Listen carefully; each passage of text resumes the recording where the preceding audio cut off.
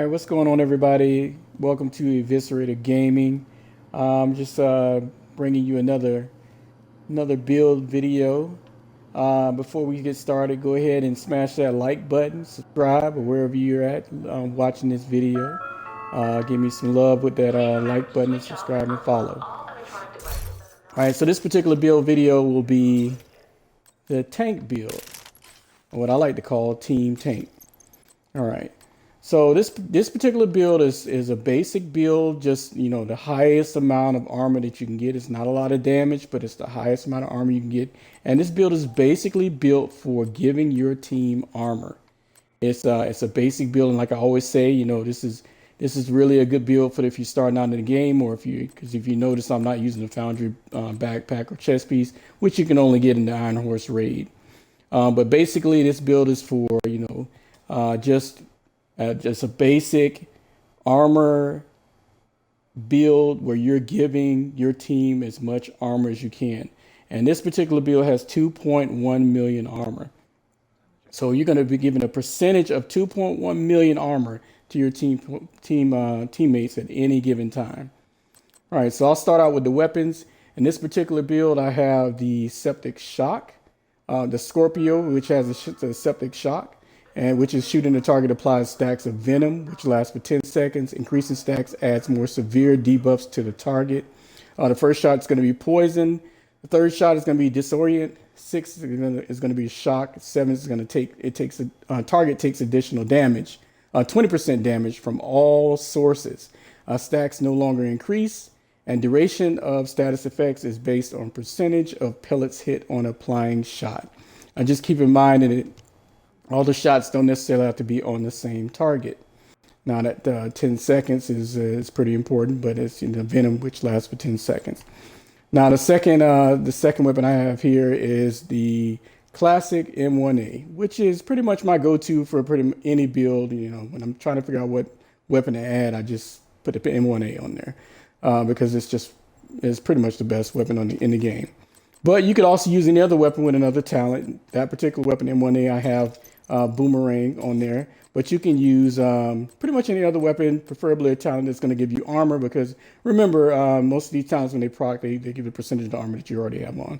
So something like Perfect Preservation, where you're killing an enemy, repairs 12% armor over 5 seconds, which you're really not going to have that opportunity to kill enemies. When you run a tank, you're going to be doing enough damage, and your main concern should be survivability and, for yourself and your teammates.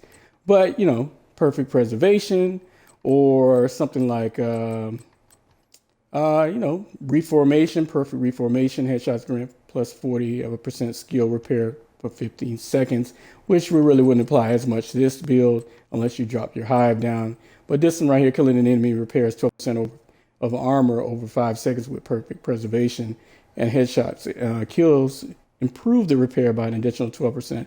That would help you out in this particular build, but it's not necessary. All right, and for the pistol, again, normally I would use the Liberty pistol for a tank build because I'm using the Bulwark shield where you can only use a pistol, or basically a handgun, for that particular build when it's deployed. But for this particular build, since I am using the Orbit, I'm just going to use, not the Orbit, I'm using the Scorpio. I will use the Orbit for my pistol, my handgun, which of course has perfect finisher. Swapping from this weapon within 10 seconds of killing an enemy grants 35% critical hit chance and 40% crit hit damage for 15 seconds. Now I don't really need to use that. I can use something like something with Future Perfect on it, which gives me weapon kills grant +1 skill tier for 15 seconds, stacks up to 3 times. Weapon kills at skill tier 6 grant overcharge for 15 seconds. And overcharge cooldown in 90 seconds. Now that would be, it'll be also a good gun to use with the Bulwark shield, because of course it'll give me overcharge on my shield. All right. Now for the gear pieces, I'm using a 4-piece Foundry Bulwark. Now the 4-piece Foundry Bulwark, 2 pieces give you 10% total armor, 3 pieces give you 1% armor regen, and 50% shield health, and 4 pieces give you makeshift repairs whenever you or your shield take damage. 20% of that amount is repaired to both over 15 seconds. All right. So that's it. That's what you get for with the makeshift repairs. So it's 20% of 2.1 million. All right. So the chest piece is I'm using a Gila guard, which gives you that first piece gives you 5% total armor. Again, increasing my armor. Of course, I maxed out armor, and I forgot to say that also the mask is armor rolled with armor regen. Now I put armor regen and hazard protection on this particular on the chest piece, and for the holster I have armor regen rolled on and armor regen rolled on the knee pads as well as the gloves. Now for the backpack I'm using a 511. Now 511 is going to give me that 10% health. Really, it's all about with the health is more about survivability. You lose your armor, how long are you going to stay alive? But normally I would not be using the 511. It's just a really good piece that I found that had both armor regen and armor already rolled on it. And I just put the hazard protection, and it also had that Galvanize. Now this particular talent, Galvanize, applying a blind, ensnare, confuse, or shock to an enemy grants 40% of your armor. That's 40% of 2.1 million as bonus armor to allies within 20 meters of that enemy for 10 seconds. Now this is important because it's 10 seconds, and which is just how long the septic shock lasts. Now, so for the entire time, they have that bonus armor, and then you can reproc this with your shotgun. After you lose it, you just shoot them again, and once you get that septic shock going with the poison disorient shock, you're gonna reproc this Galvanize. So it's almost perfect for that particular talent. Now you could also use Bellstone Armory, which gives you another set of armor regen. Because remember, when you proc these talents, it's based on the armor that you already have. It's not going to give you that base armor for percentage wise. It's going to be a percentage of what you already have. Now this particular piece here, the Bellstone Armory, it gives you, of course, for one piece for the Bellstone Armor gives you that 1% armor regen, which is, like I said, is going to increase your ability to get your armor back quickly before you need to reproc one of those talents, giving your team a percentage of your armor. But this has Protector. When your shield is damaged, you gain plus 5% bonus armor, and all other allies gain 15%. That's 15% of 2.1 million of your armor as bonus armor for 3 seconds. And the cooldown is 3 seconds. Now you notice that it's a little bit lower. It's only 15% that you're giving of your armor to your allies or your teammates. But it's only 3 seconds. So I could use this. There's certain points in the raid where you could Protector would be okay. Because you're standing in front of a minigun, or and you're getting that armor right back, and the cooldown is only 3 seconds. But I normally I go for the, whatever I have, whatever the best piece that I have, anything that's going to give me either armor regen or armor, or with this particular piece, 511 is health. But I would, of course, prefer a Bellstone that would have Galvanize on it. But either way, this still works because of the talent, which is the most important thing. Now, if you look at my skills, I'm using Artificer Hive, which of course, it sends out electro booster drones that expend themselves to increase allied skills efficiency and refresh their duration. Periodically releases a drone whilst holstered. This drone affects only your skills. So basically, if you don't drop the hive, it's only going to repair your skill. But if you drop it on the ground or something, it's going to help out your teammates. But more than likely, you're going to keep it on because you wanted your shield to stay, to keep your shield alive.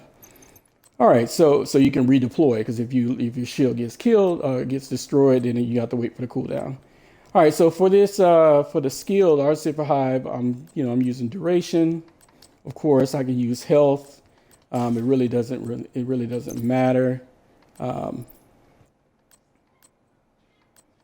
course, I would use a 10% duration because, of course, I'm running that talent, the technician, so I can use that. But a lot of times, I don't switch that because the duration is not a really big deal. Because when I switch between loadouts, what happens is if you apply a mod that only works with a certain signature weapon, it drops, and then if you don't remember to go back to the skill and reapply mods that you can put on there, you'll be sorely lacking. But again, this has 5% healing, but of course, The others don't really, they're not really applicable to this particular skill. So I really think that's a wasted mod slot there. But and then we also have for the other hive, range would probably be better for this because if you notice, if I put it at the repair start, if you look on the charges, it does not change the charges, the repair charges or anything. But the range would probably be good if you wanted to drop it on the ground, which of course the 10% range for this, for the P017 launcher and technician skill. I mean technician signature. All right, and for the shield, I'm using a Bulwark ballistic shield skill. I'm using the Bulwark shield, the largest shield, the one that has the most health. All right, so I'm using the for mods, I'm using holster regeneration, which for the most part you're gonna have this out all the time. You know, when you're moving between mission areas, you can holster it, and maybe if your shield is low, it can regenerate. And of course, I have the 4.8 shield health. I can't take advantage of the shock hardened frame because I'm not using the flamethrower. And I'm not going to use holster regeneration because I want that shield to be get as much health as I can as it's deployed. Now, active regeneration 4.9, almost maxed out, which would be 5%. Now, I'm not using shield health because I want the active regeneration. I want it to be constantly healing as I'm taking damage. All right, so if you notice, this the health of the shield is 14,727,000. That's pretty good. Now the cooldown, the 18.2 seconds cooldown is what I mentioned before, and this is why you don't want your shield destroyed. Okay, so you want shield health and you want active regeneration, because you want to be able to deploy and redeploy without having to wait on that cooldown. And you see the active regeneration here with the 4.9%. It gives me 179 HP per second. Okay, and holstered is pretty high too, is 192. And you notice that this is also at tier 6. And when I was talking about the pistol with the future perfection on it, of course it would take it to overcharge, which is 500% active regeneration versus the 120% active regeneration, which is a lot for active regeneration. Basically, you deploy your talent, which is 5 seconds, you're invulnerable. You pretty much walk around with a shield that just cannot be taken out. But of course, there's limits to everything, and you still want to play, use some strategy in how you play with the shield build. You're not going to be totally 100% invulnerable. Now, if you notice, I didn't have I have an empty gear slot here, gear mod slot here. With these, you can put, pretty much anything that you want on here, really. I mean, unless it's, armor on kill is not going to be a really big thing, but you can put something like any type of resistance to status effects, because normally when someone sees you with a shield and a lot of armor, they, or even when you're playing PvE, they like to either burn you or something. And of course, this will increase your resistance, to hazards like, burn or foam or something like that. You can also, protection from elites would also be a good one to put on there as well. But, whatever you want to do, just play around with it, depending on your gameplay. And of course, have the EMP grenade for the projectile. Now, with all that being said, with a 2.1 million armor, you have to also remember that the reason why I'm getting this high is because my shade watch is it's all the way complete. Like I have 50-50 for total health, total armor, hazard protection, explosive resistance. But the 50-50 total armor is what gets me up to 2.1 million. All right, so let's take a look at our stats. Of course, for weapon damage is really not that high. The crit chance you see is 20, 55. It's not really a big deal with this particular build because remember, this is basically just a team tank build. So I'm more concerned with giving my armor out. That 2.1 million armor, I'm getting percentages of that, especially with that Galvanize. If you notice this, there it is again, 40% of your armor is going to your allies. All right. So you see armor regeneration, 50,000, and 363K for max health. and not much for hazard protection, but you notice that 39.8 with that burn resistance on there.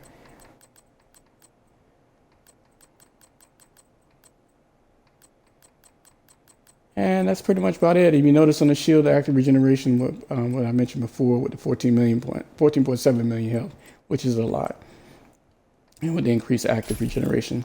But anyway, that's about it. I mean, like I said, a basic armor build, team tank, whatever you want to call it.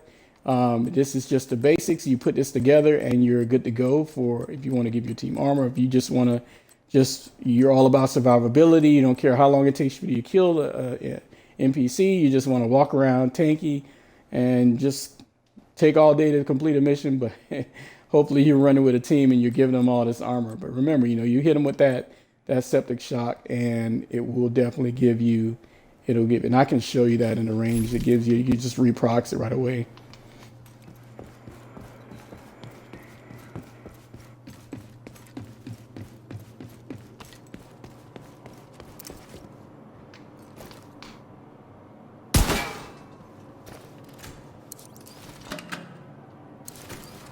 Put this up to name so they don't die right away.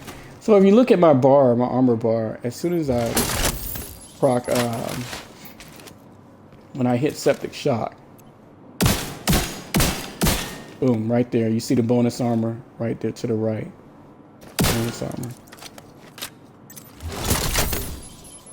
And there's Vanguard. And of course it gives to my teammates so I can't. Of course, I'm not going to take advantage of that.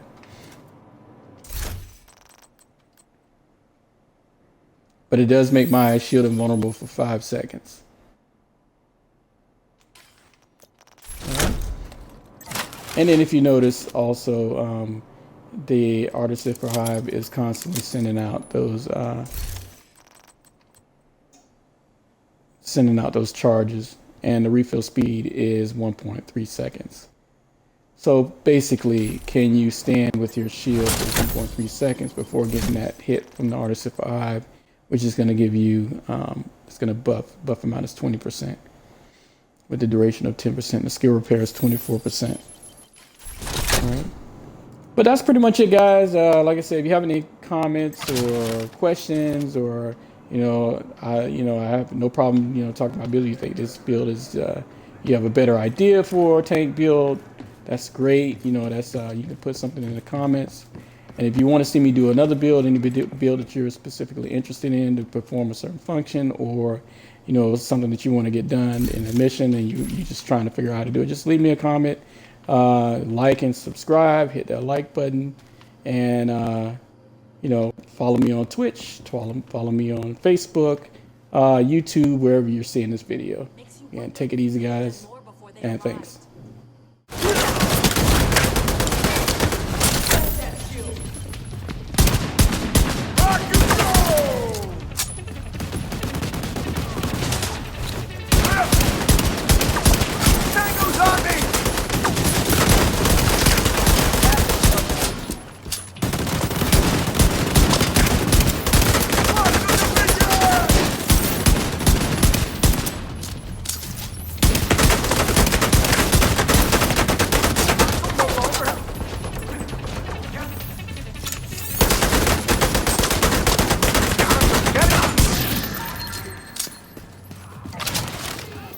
And it's gonna keep!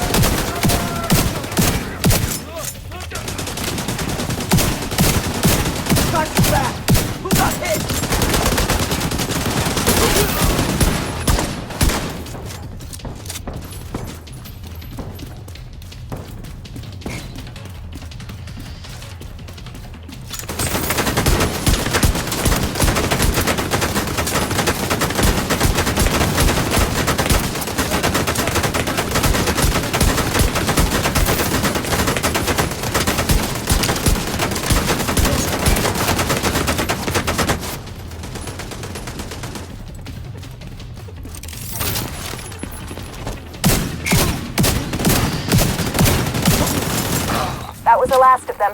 You should have a clear approach to the entrance. Then it's time to get in there and finish this.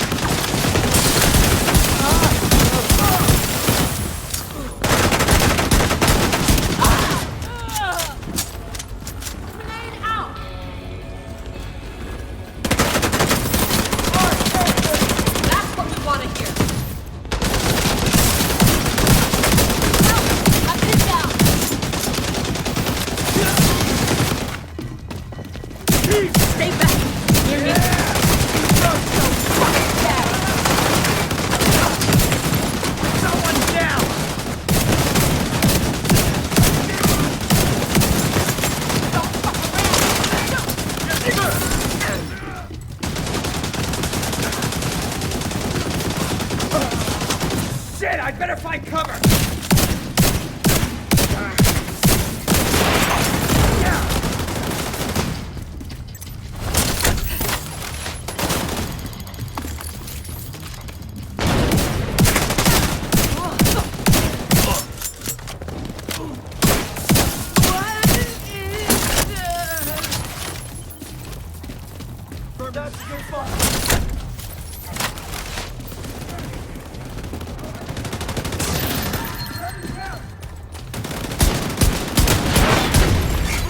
An agent needs assistance.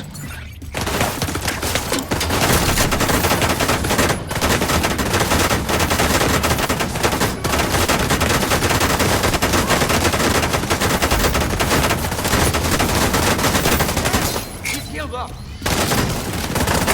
Shit! Hold down!